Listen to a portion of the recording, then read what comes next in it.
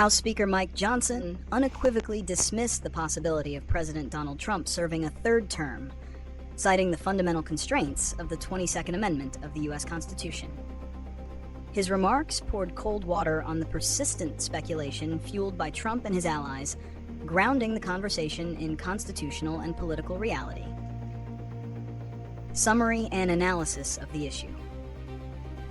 The core issue revolves around the speculation that President Donald Trump, despite having been elected twice, could somehow find a path to run for or serve another term in 2028. This idea directly conflicts with the 22nd Amendment, ratified in 1951, which explicitly states that no person shall be elected to the office of the president more than twice. Speaker Johnson's intervention serves as a powerful reality check from a high-ranking member of the president's own party.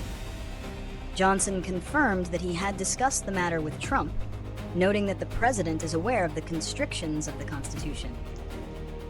The Speaker's analysis focuses not just on the text of the amendment, but on the practical impossibility of changing it. Johnson stated that amending the Constitution is a process that takes about 10 years to do that, requiring a two-thirds vote in both the House and Senate, followed by ratification by 3/4 of the state legislatures. In today's highly polarized political environment, securing that level of bipartisan consensus, particularly for an issue directly affecting a single individual, is politically unfeasible. Johnson concluded, "I don't see the path for that." The Speaker's statement, while a definitive rejection of the third-term concept, also sought to manage the political fallout. By suggesting Trump is simply trolling the Democrats, Johnson attempts to diffuse the controversy and pivot back to the administration's current legislative agenda. Constitutional reasons and political consequences. Reasons for the impossibility. The 22nd Amendment. The primary barrier is the explicit language of the amendment, which prevents a person from being elected to the presidency more than twice. Since Trump has been elected twice, he is constitutionally ineligible to be elected again. The amendment process. As Johnson noted, altering the Constitution, governed by Article 5, is designed to be extraordinarily difficult. It requires an overwhelming supermajority that is virtually unattainable in the modern political landscape. The political will simply does not exist across a sufficient number of states and in both chambers of Congress to pass such an amendment for the benefit of one person. The 12th Amendment barrier. A suggested workaround involved Trump running for vice president and then succeeding to the presidency. However, the 12th Amendment states that no person constitutionally ineligible to the office of president shall be eligible to that of vice president. This effectively closes that loophole. Political consequences. Internal party scrutiny. Johnson's public stance signals to the Republican Party base and to other potential candidates that the party leadership acknowledges and respects the constitutional limits.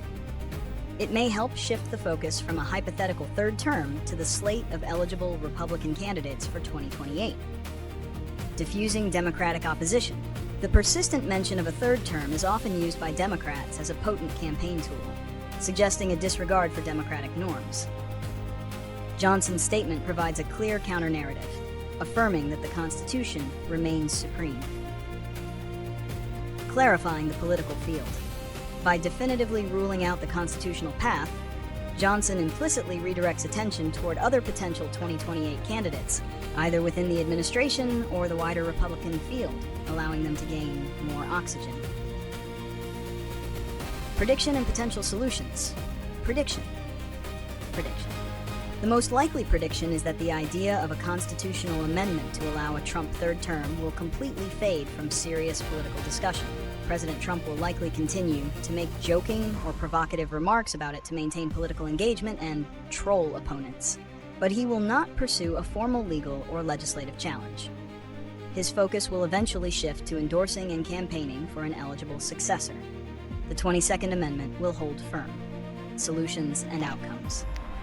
Since the problem is the persistence of the speculation itself, Johnson's statement serves as a rhetorical solution to mitigate the political impact. Affirmation of constitutional authority. Johnson's remarks provide an authoritative, high-profile affirmation of the Constitution's supremacy over political ambition. This strengthens the public trust in the stability of the American constitutional order.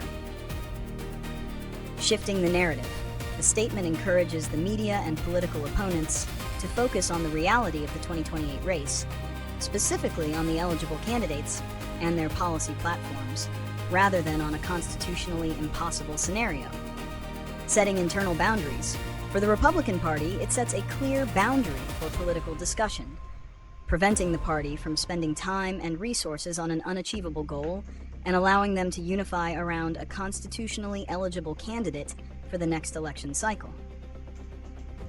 Ultimately, the process of presidential selection will proceed under the established rules of the 22nd Amendment, demonstrating the enduring strength and resistance to alteration of one of the nation's core legal principles.